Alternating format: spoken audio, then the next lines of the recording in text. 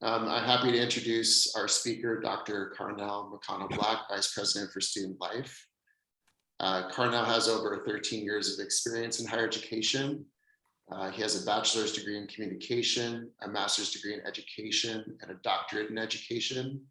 And he has served in a variety of professional roles, including coordinator of orientation and first-year programs at Loyola University Chicago, director of student involvement, leadership, and orientation, and vice president of student affairs and dean of students at Westminster College.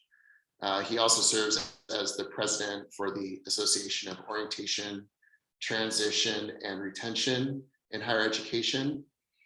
Karnell, as you know, is going to talk today about the past, present, and future of the Reed College Office for Student Life, the experiences of students during the pandemic, and there were quite a few questions about that, student support and retention efforts, and his vision for future student success initiatives.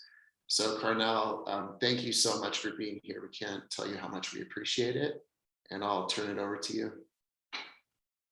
Thank you, Shanti. How y'all doing? It's really great to see folks on the screen. And you know, as much as the pandemic has made us pros at Zoom, there's still nothing like the nature of human interactions and connections that happen in person. And so I'll actually talk a little bit about that today. I have a little slide deck that I want to share with you all to kind of give you some visuals and things of that nature. I probably have more slides than I probably actually need. And so I'll talk a little bit about some of that, show some photos, give some stories, and talk a little bit about how things are shaping up at Reed, and some of the things that I've been thinking about over the past year and a half. So it's been, I can't believe it's been a year and a half so far. So as of December, a year and a half. And last year feels very different than the start of this year. And so I'm again really excited to just spend a little time with you all, but also to hear some of your questions that you may have of me, and even some of the questions that maybe I can even bring back to the team of student life professionals here at the college. So I'm gonna share my screen to get us started.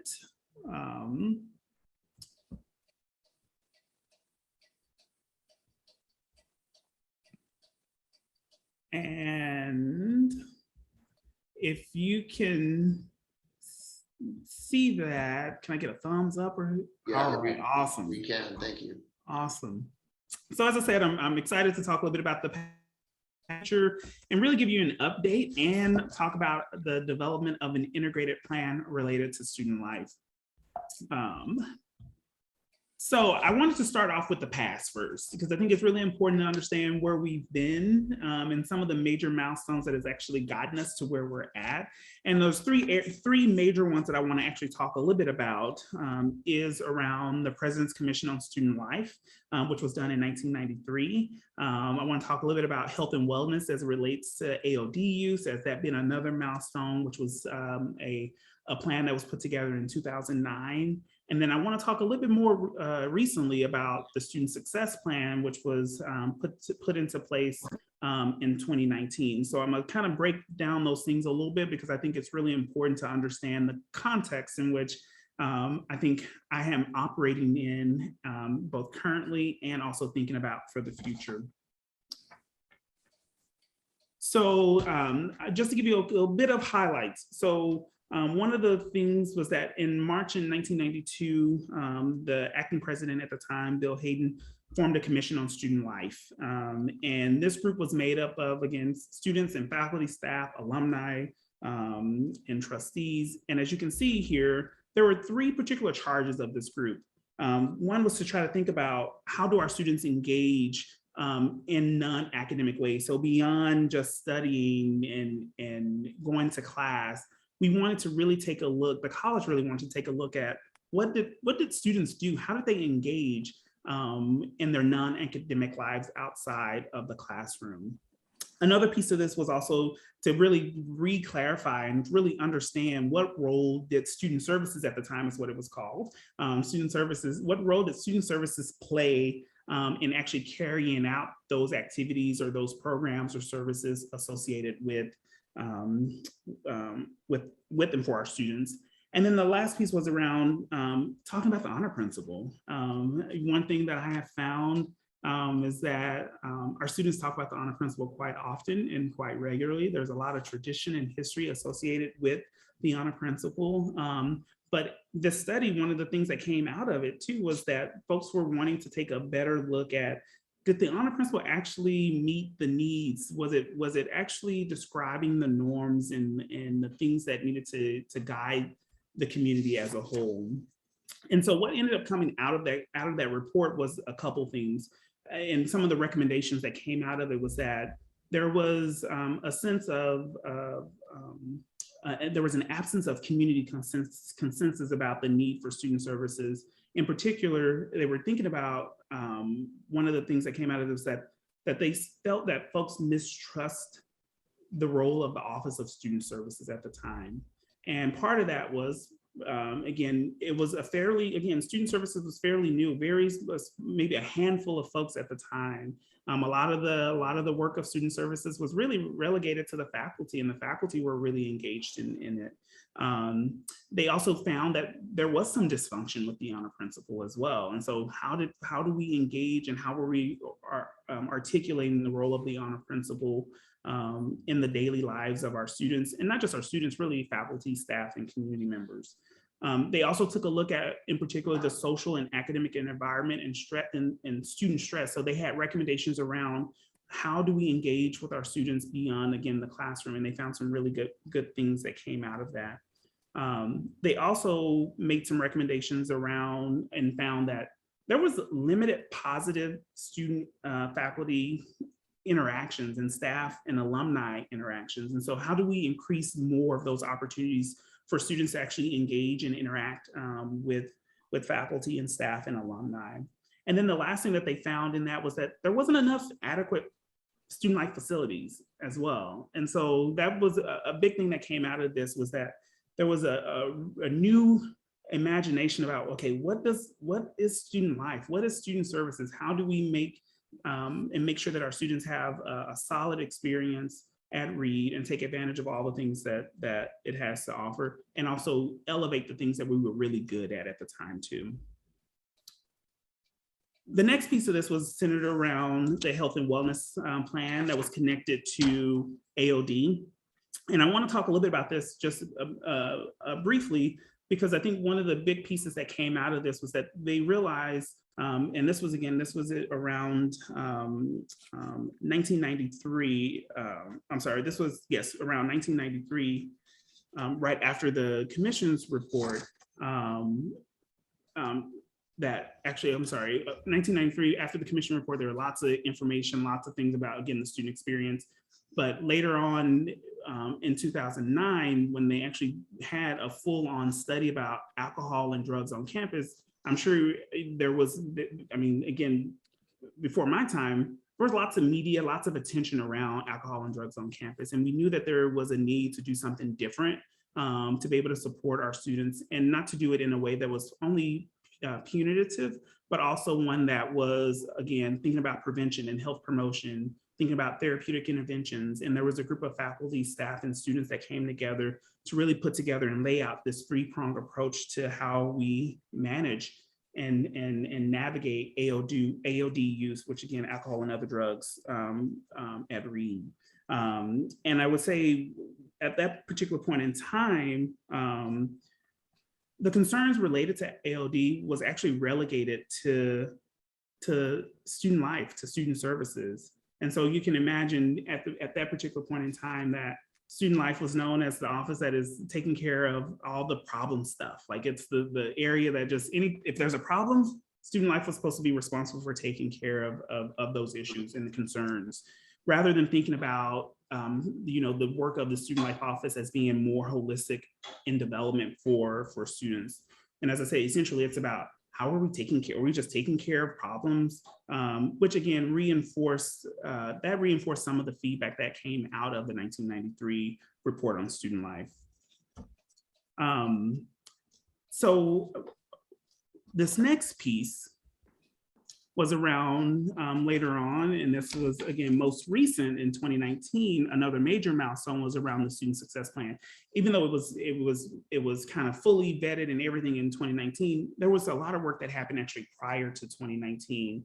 And the goal of the student success plan was fourfold. We wanted to make sure that students felt welcomed and valued at Reed, where we wanted students to feel like they belong and deserve to actually be here, part of Reed's academic community. We wanted students to actually embrace connections with others and also folks who have different experiences than they're on. We wanted well-being to be a top priority for our students. And we wanted to make sure that students actually were thriving. Like we didn't want them just to survive the Reed experience. We want them to actually thrive in this intellectual environment, which I think is really important in the context of things. So the student success plan, we met with faculty, we met with staff, we had focus groups, we talked with students, and there was really this huge qualitative study about the experiences that students were having and trying to understand what were the barriers that were standing in the way for us actually to accomplish what you see here on the screen. And so the group came out with 7 particular goals associated with the student success plan. And that was, they focused in on the community. We talked again about how do we foster a campus community and a culture that supports students as well-rounded individuals and productive community members.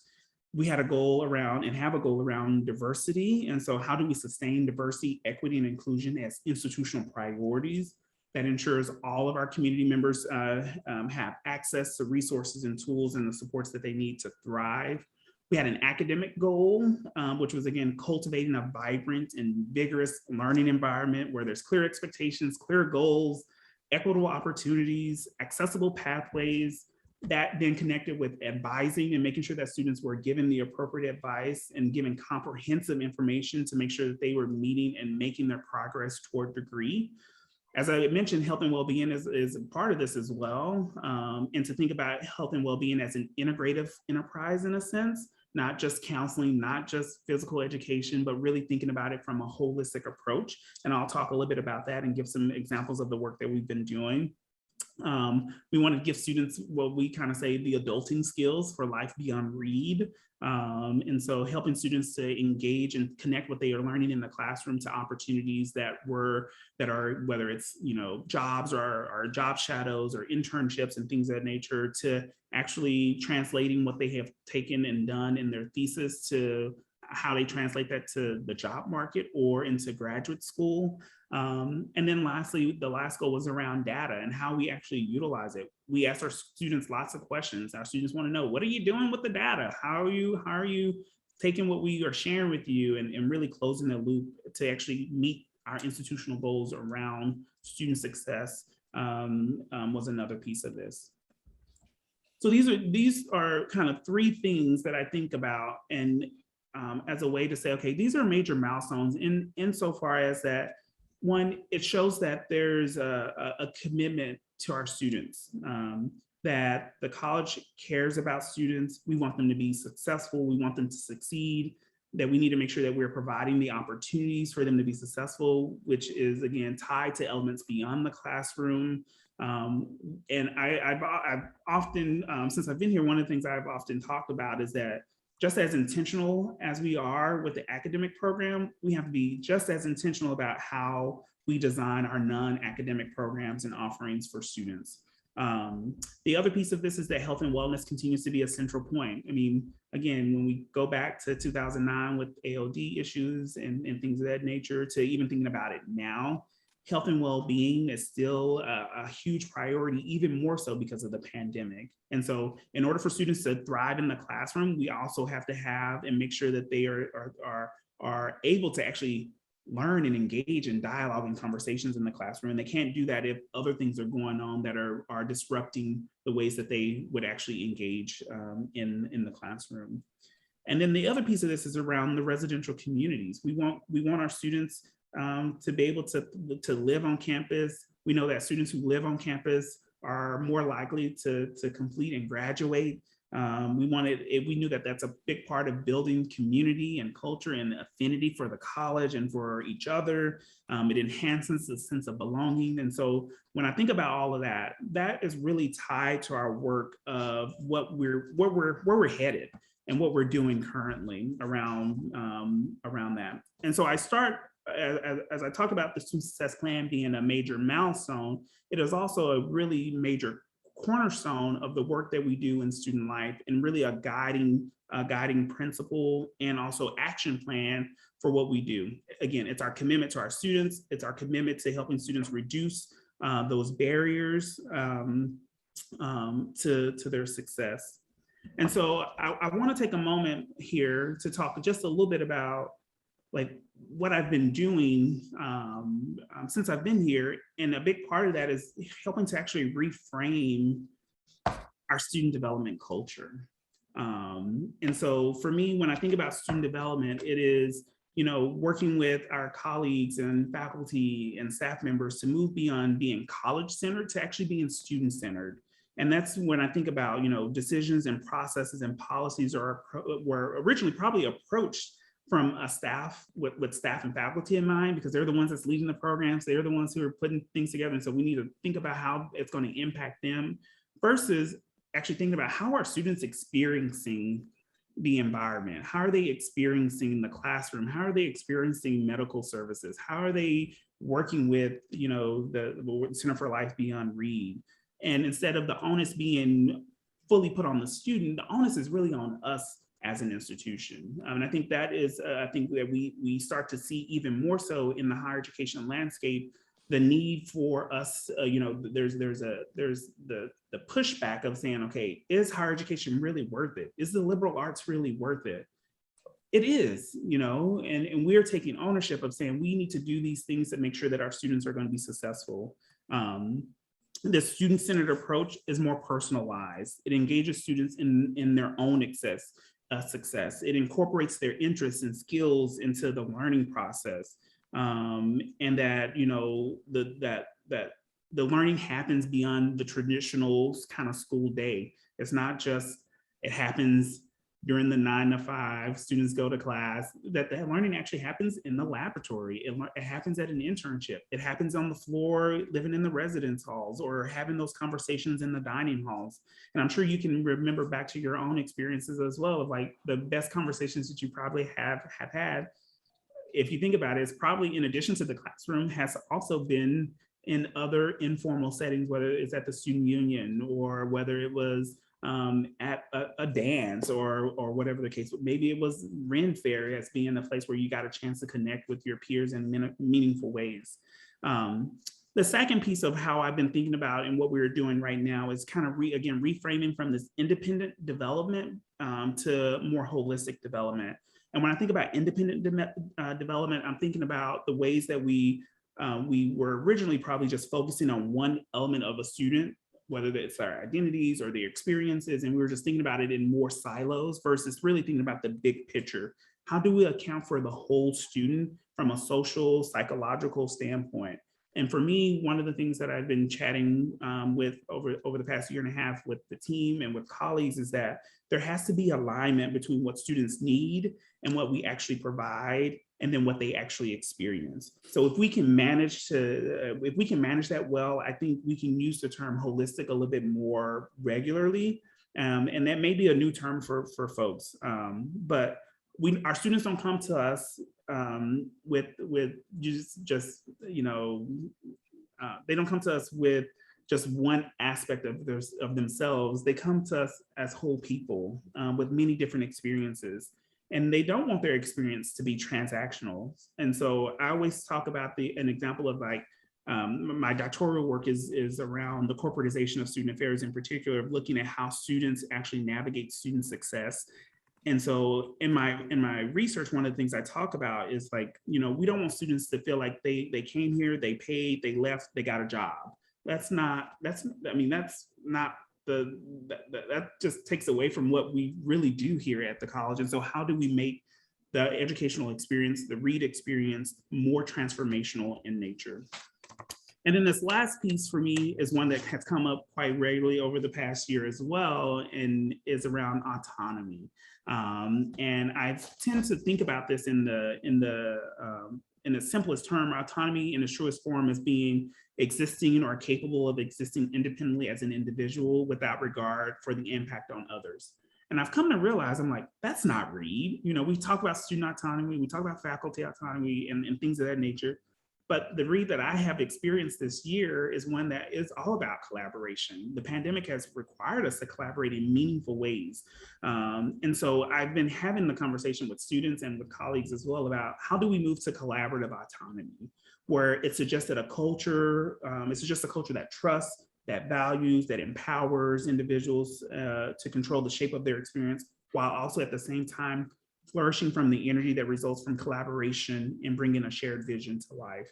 And so that piece for me is really important because that's the best environment we want to be in. That's the environment that helps us engage and get our students to be thinking and being innovative and regardless of their institutional identifier as a faculty or as a staff or a student, that they actually have something to contribute to the community to make the community much, much better. So, and I would say the student success plan is very evident of that. When the student success plan was developed, it was developed with faculty, staff, and students. It wasn't done in silos. It wasn't just the students doing it. It wasn't just the staff doing it or the administration. We collectively came together to say, here's a common goal. These are the things that we need to focus in on to make sure that our students are successful. There's a little quote that I like and appreciate, and it's around, you know, if learners are unsure of who they are or what they believe, they will find it to pursue intellectual inquiry. And when I think about that, and I think about that quote, it actually recognizes the impact of a student's experience in their connection to wanting to finish their degree, wanting to actually be engaged in the classroom. And so, yes, students may originally choose Reed because of the academic program, but I tend to say the reason why students stay is that they find a connection between what they're doing in the classroom to the things that they're doing outside of the classroom.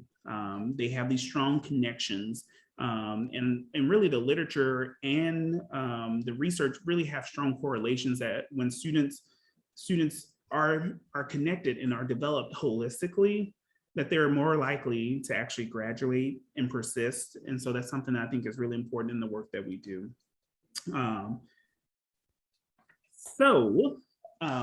Another element that I wanted to just talk a little bit more about is, again, this integrated approach to student learning. And again, it's doubling down on what it means for me in the work that we do in student life as being holistic in nature. You know, the head, the heart, the body has to function collectively so that our students can be the most effective in the classroom. And so for us and for me, it's always first acknowledging and also recognizing that when students' head, heart, and body don't align, there are challenges that come up. And so some of the work that we've been doing as a division is we've developed a care network. And this care network is a group of campus partners from all over the college that meet regularly to address student concerns that are impacting their academic success. And so this past year, we saw a huge increase, again, given the nature of the pandemic, where we saw students being referred to our care team at higher levels than we had in the past. And so these things range from whether it be academic concerns, mental health, medical health, personal kind of emergency. We had the social isolation thing is still a real thing, and it was a big thing this past year. Financial insecurities or resource insecurities, and even career direction. Folks were still trying to figure out, okay, we've been going through this pandemic. What's going to happen what's going to happen? Like, will I have a job at the end of all of this? But when we drill down a little bit more, we also were able to find out that some of the academic concerns and the nature of academic concerns were also showing up as disengagement or stress or distress. It was around their performance and some of the academic interventions. And even the imposter syndrome, where students felt like, well, they didn't feel like they could really do what they know they're able to do. They were, in a sense, doubting themselves when they had all the abilities and capabilities to be successful. And again, that we learned some new technologies at the same time too. We learned how to use Zoom to facilitate conversations and build community. We leverage new technologies in ways that we haven't had a chance to do before. And again, all of this required us to really be collaborative as a campus community, hearing and listening to our students and things of that nature. So I wanted to share that little tidbit of like, that's what's guiding some of the things that we do and some of the things that we're doing kind of from a philosophical approach of our present of like, we know that we have to take care of our students holistically. It's no longer just sticks on a brain, it's our students whole as whole people. And I get really excited about that. That's my excitement when I see students thriving holistically. So I want to turn to this next little piece, which will be a little bit quicker because it's an opportunity to just share some photos of what has happened on campus so you can get a sense of things. And it's around the student and campus life. The residential student experience is really important. We have this year, we have enough beds on campus for a little over 1,100 students to live on campus. This year, we were about 98% at capacity this year. So majority of our students, our halls were really full.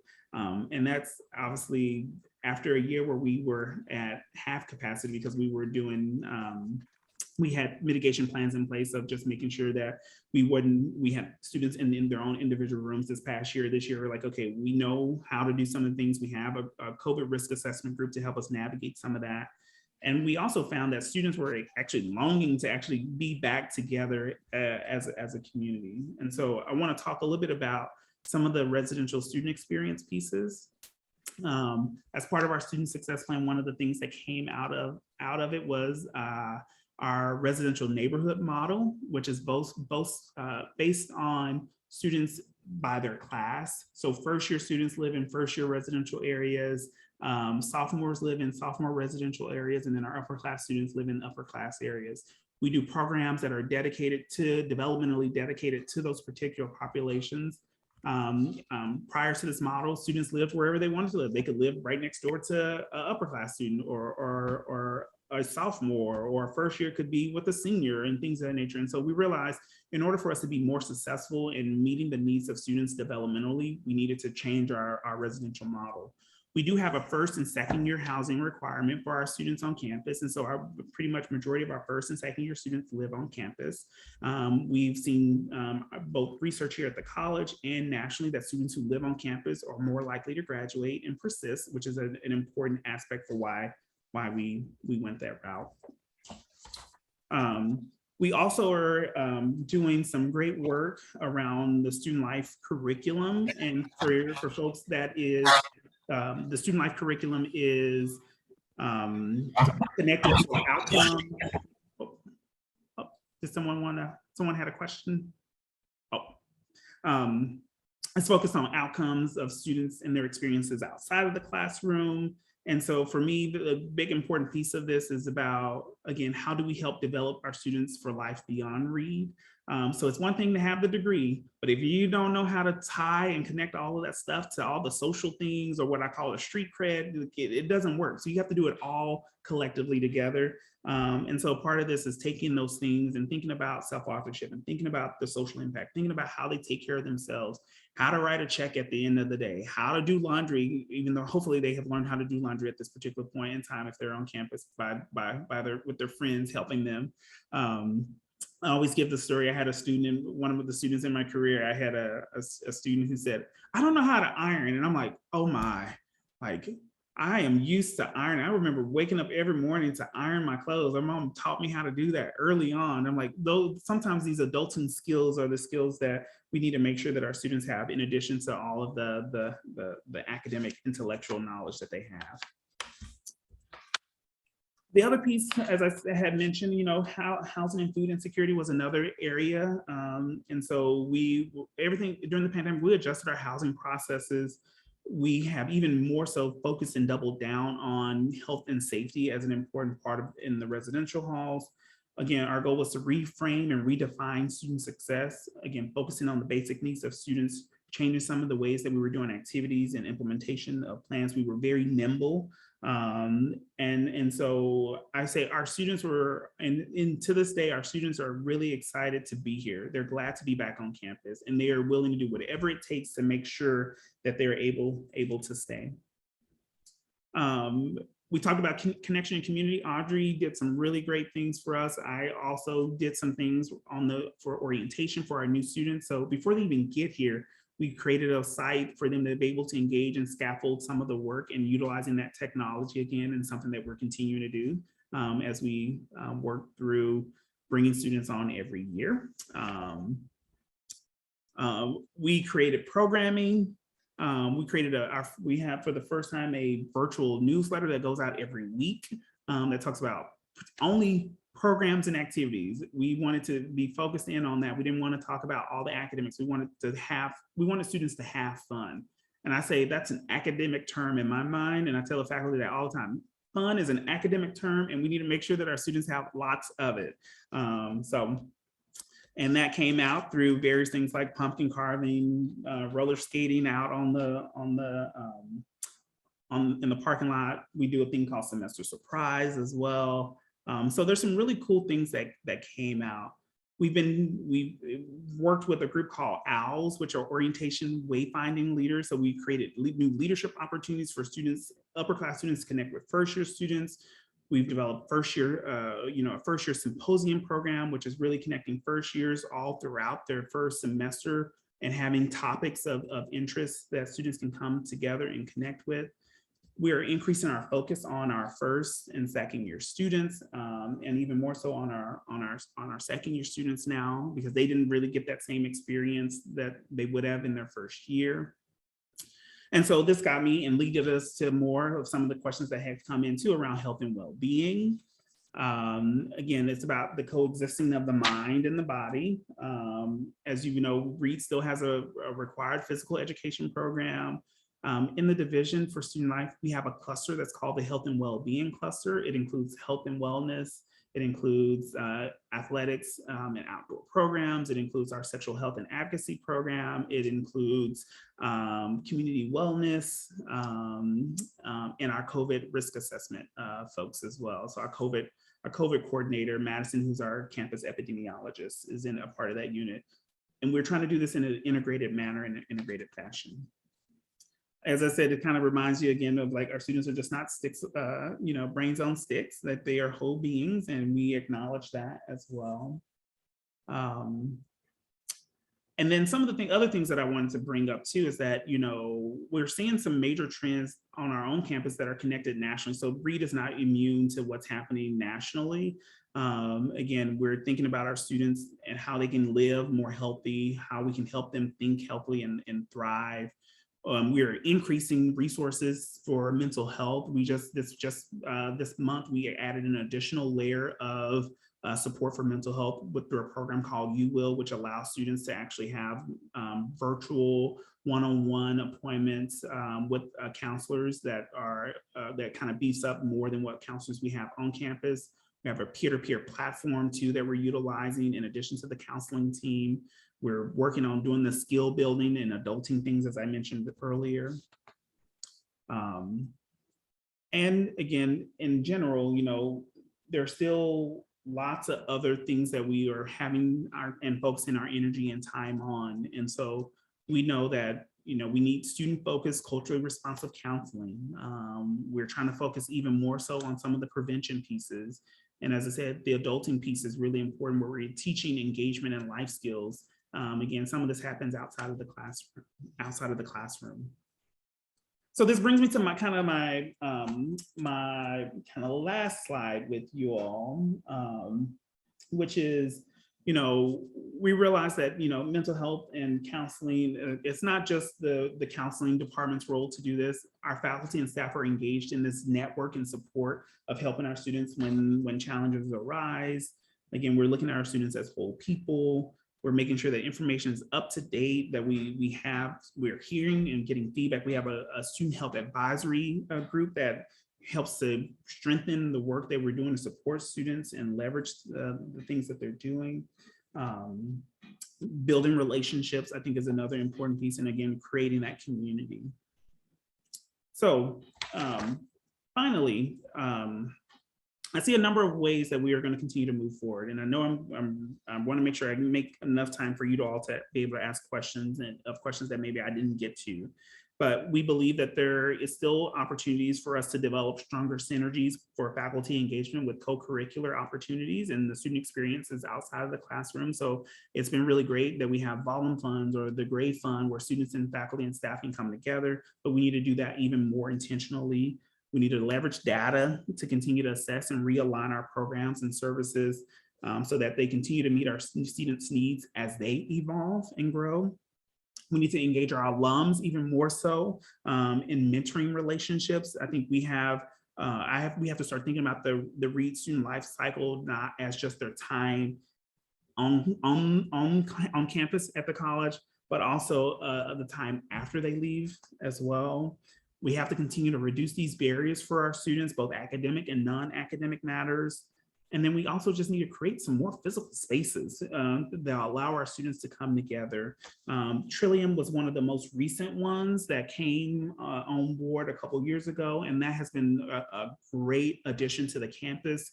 And students who are living in their halls are finding great and building great community. But we need more of that around the campus community, and students are articulating that to us. And so trying to figure out ways that we can do that. So I'm gonna stop there.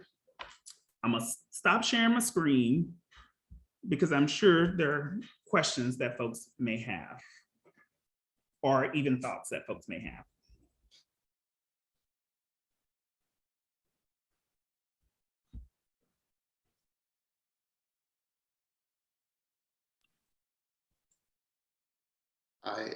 So I guess I'll jump in, but others feel free to. There was one question when you were talking about reframing from college-centered to student-centered. Why not community-centered? Well, I think that's also a great question. It doesn't have to be an either or.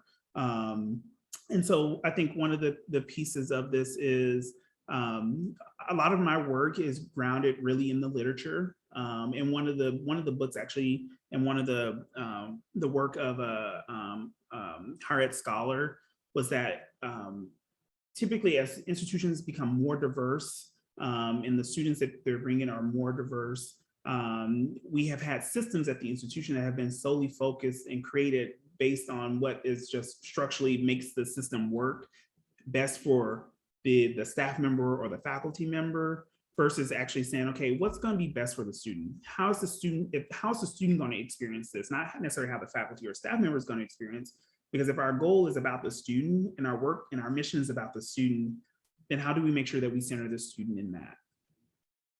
And I think as you pointed out, the community piece can be there as well, and how we make that a community-centered approach to being, how do we have a community-centered approach to being and talking about and working with our students as well. A couple of comments about the neighborhood model. So are all first-year students in the Cross Canyons?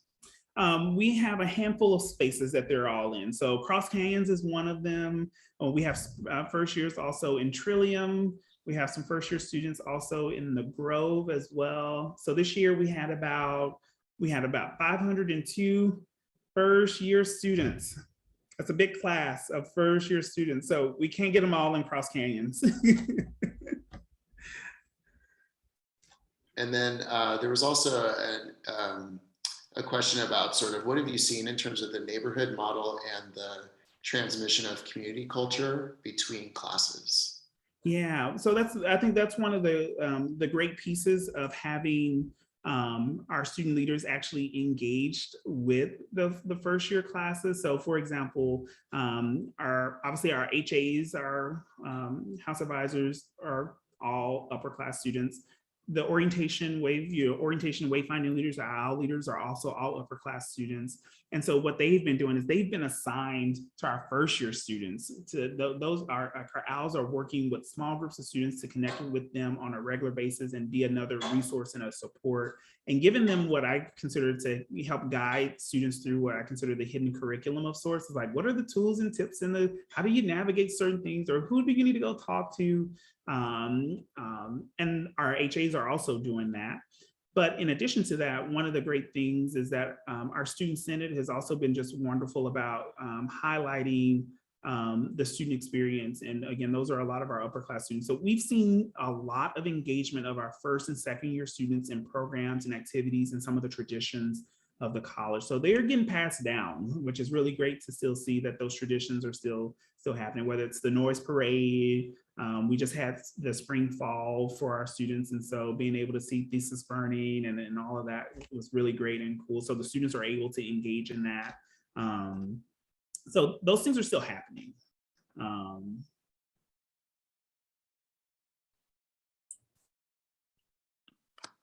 I have a question. Tony Fisher, class of 80, Dr. Black. Hi, thanks for doing this. I'm not the biggest, I don't have a lot of faculty with abstraction, and it really helps me to have case studies or examples to wrap my head around how things are different. And I'm wondering if maybe something can, or some instances come to mind, but to give us a sense of like 10 or 20 years ago, what you would have expected, how the college would have reacted to a student situation or a dorm situation, something of significance, versus how you would expect the college would respond to a similar situation today. Yeah. Maybe that's something that requires a little thought. The other thing I'm just curious about is the mental health caseload, if you will, a few years back struck me as being, rather high, and I can't remember, we had 9 or 11 folks on staff, either full or part-time.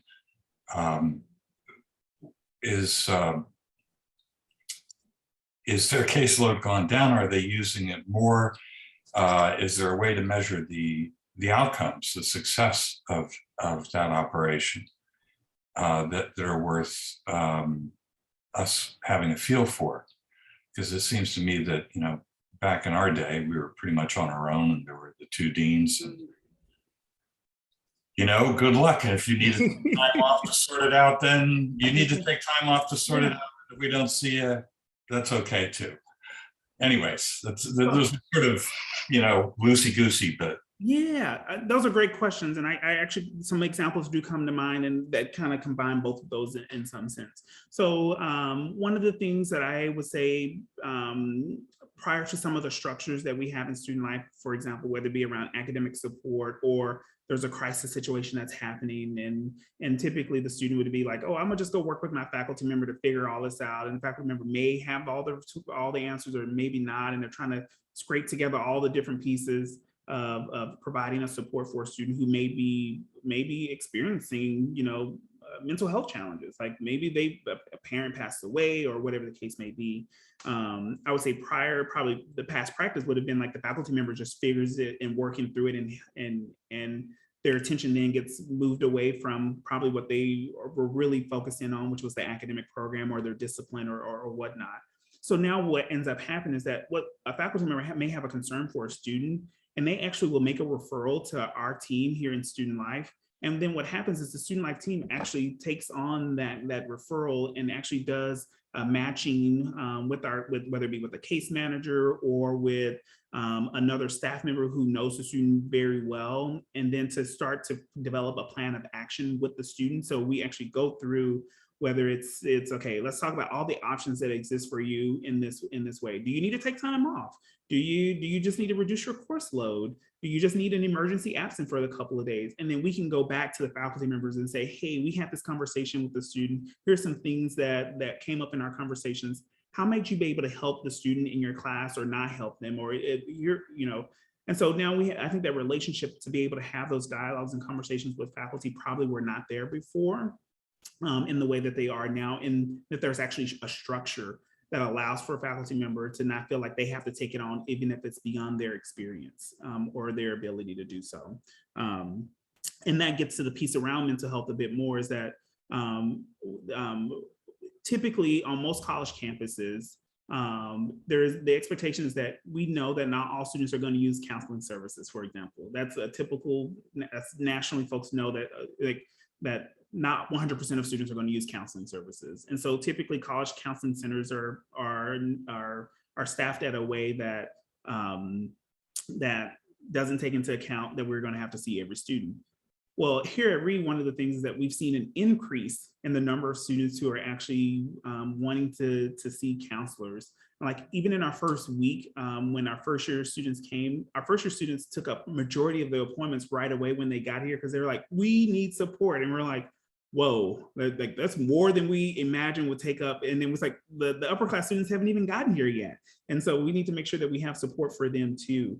And that's why we came up with this piece of thinking about, okay, how do we make sure that we provide support and resources for students, not just at crisis level, but also at just managing level. So I think that's where a lot of our efforts too are going to be able to provide support for students, just to help them manage some of the day-to-day stressors that doesn't necessarily require a 3-month-long relationship with the counselor or a weekly counseling session, but they have the tools and tips and skill building that they need to be able to develop that, while also having some of these other structures in place. But we have not, and I don't think it's immune to Reed either. I've talked with a lot of the vice presidents here in Oregon, and they all are experiencing high levels of need as it relates to mental health counseling. And college counseling centers are not staffed in that way to be able to support students. So as I said, we had to bring in another resource to be able to help supplement the work that the counseling center is doing to be able to provide support for students,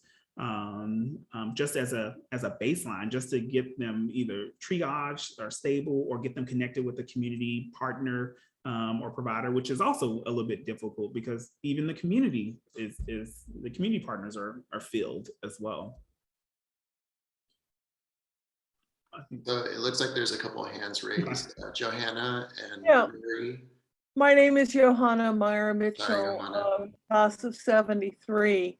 And I'm jealous of today's students, because back in our day, I mean, actually it was after I left that they started having the faculty shack, where they would have a faculty member available to help with academic or maybe non-academic counseling. You know, you've got a lot more these days, and I guess I'm kind of jealous of today's students. I have a particular stat that I'm a little bit interested in, and that's the suicide rate. There was a very definite suicide rate when I was at Reed. Is there now? Has it changed? Yeah, that's a good question. And I haven't been abreast of what our suicide rates are on campus. I think we've been lucky the past couple of years where that has not happened yet, you know, on campus. But I think a big part of this for me is making sure, again, these support structures that we have in place, the safety networks, trying to make sure all these things are in place so that that we can see some of these signs before they actually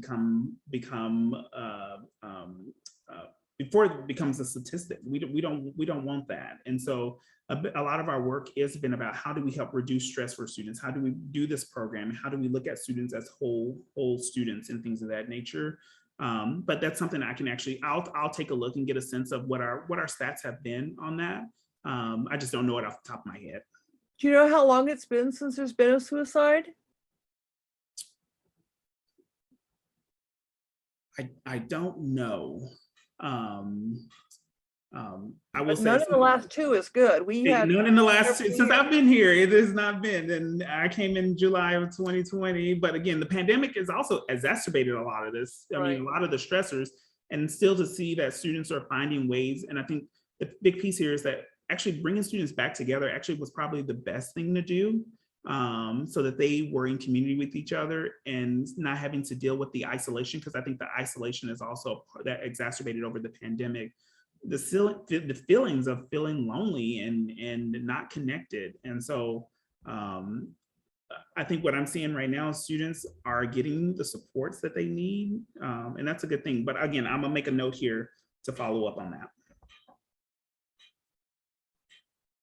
I think Murray was next.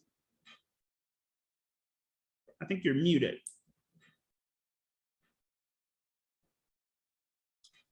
Two related questions. One is, I really can't imagine what you are meaning by support. Can you give some concrete examples? Yeah. As a Reed student, I just couldn't think of such a thing. The other is distribution. Are there a few students who need a lot of whatever this is, or are there many students who need some? That's a great question. So when I talk about support, I'm talking about support in a couple different ways. And I'll talk about support particularly as it relates to our care network. So support could be academic interventions. Do students need tutoring? Do students need academic coaching, things of that nature? It could also be that do students need a counselor or a mental health specialist? It could also mean that a student is needing having financial issues, and they need some support as it relates to having and following up with our financial aid office to give them some emergency aid or things of that nature. It can also mean that students are experiencing food and housing insecurity. So students who may be living off campus, who they may not have all the funds that they need because they either sent money back home to family, particularly for our low SES students, like that they may be experiencing some food and housing insecurity, and that's another resource that we provide. We have a food pantry on campus as well to provide support there. So those are kinds of supports that we talk about, and every unit in student life does some type of and lead out on some of the various support resources there. The question about where is this all at? Distribution. Is it a lot of students? Is it not a lot of students? I would say the area of support where I would say there's a lot of students is around mental health support. So there's a lot, we have a lot of students, and I would say typically Reed was set up probably to handle maybe 60% of students for mental health support. Wow. We are past that, I can tell you that much. And so actually one of the things that we have coming that I'm getting actually next week is actually an update on our numbers for how many students have gone through the counseling center this year, this semester alone, just so that we can get a better sense of, okay, how much more do we need more resources? Do we need to reshift some things based on that need?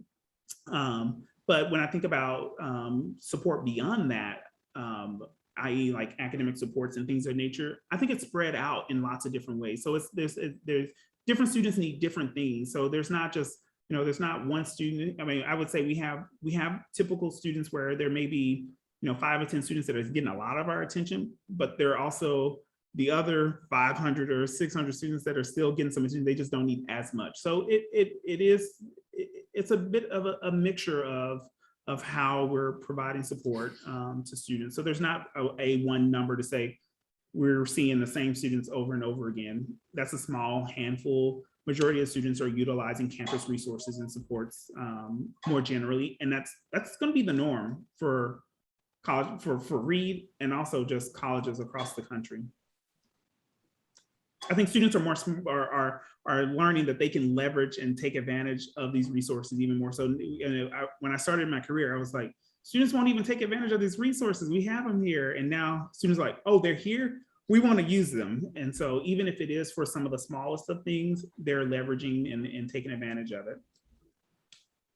Hey, Karnell, I'm sorry, I'm just going to interrupt briefly. I'm just noticing the time. How are you on time? I can give a couple more minutes. I have a division meeting that the staff is going to be waiting on for me. Thank you. Go for it, Alan. Yeah, so I left some information in the chat about fencing program, and I'm wondering what the latest is with the gym. Did they get that roof fixed, or what's the story? So I'm on the planning group for the gym. We're in the process right now of we working with architects and things of nature and trying to really shore up some of the pieces that need to be in the new gym and things of that nature. So we're on our way, making progress. The sports center folks are, and I'm a part of that group. We have been meeting every other week, and so we've been moving through and trying to get that back online. But it's going to take some time to build. Sure. So, Well, the good news is that you can keep the fencing program alive by sending them to Orion Fencing Academy in Vancouver, Washington. And I left the contact information in the chat. And that gentleman is ready, willing, and able to help all Reed students. And it's a nice connection because they have a more professional setup, and they can bring the level of the Reed fencers up a notch or two just by visiting, and it's free the first time. So I hope we can create a relationship with them, and it'll solve a lot of the issues of outreach, engagement, dealing with people off campus, getting, it'll be a win-win-win, I believe. So awesome. And yeah, is your assistant still working on fencing, or still on board with this? Well, I didn't know she was a fencing. I didn't know she did fence. I learn something about my assistant every day. So there's some new things that I need to ask questions about. Yeah, ask her to show you how to lunge and how to do advanced retreat, all that good stuff. Anyway, thank you very much. Keep up the good work, and pleasure to join everybody. Awesome. This has been really great to just spend some time with you all. And I know that we didn't get to all your questions, but please know if there are questions, I am more than happy to follow up via email with you all. I'm more than happy to if there are more questions that came in that we didn't get a chance to get to, I can work through crafting messages and following up directly with folks. So again, I really appreciate the time that y'all gave me to share a little bit with y'all. And if y'all want to have me back, I will come back again. Thank you so much, Karnell. We really appreciate it. Everyone that was able to attend, thank you so much for being here. We'll make the recording available as soon as possible. And there will be more events in the spring. We're lining up 3 faculty speakers at the moment. We'll let folks know on the website and other ways when those events and dates are confirmed. So thank you so much for being here, and have a wonderful day.